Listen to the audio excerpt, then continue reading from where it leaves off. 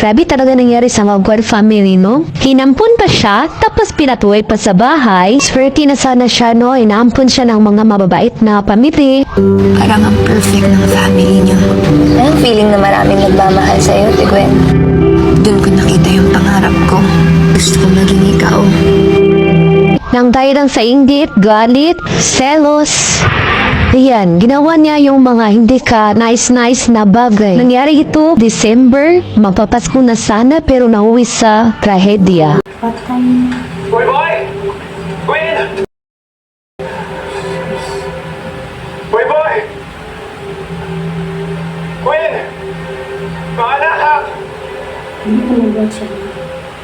Queen! Queen! Josh! Boy, boy! Jasmine!